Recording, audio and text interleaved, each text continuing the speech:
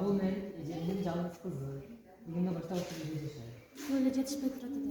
Жашайт ушул үйдө. Şöyle yetişmey turadi de. Жашайт ушул жерде. Ne için alып geldiniz? Мен тирүү экенмин, бул кызды балдар үйгө таштабайм. Ne yapıp çatasın? Gülçen, Gülçen taza arçıbaysın. Mana kara, bu tazağı. Karaçı özüm. Tazara karşı.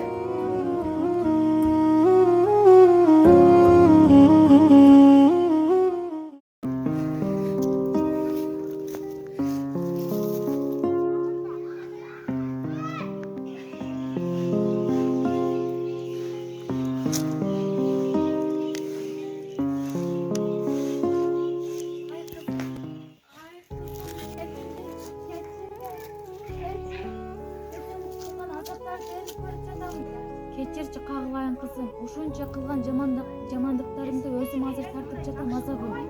Keçirçi meni. Өпең чечең эке. Эч нерсе болбойт, мен сиздерге капа деле эмесмин.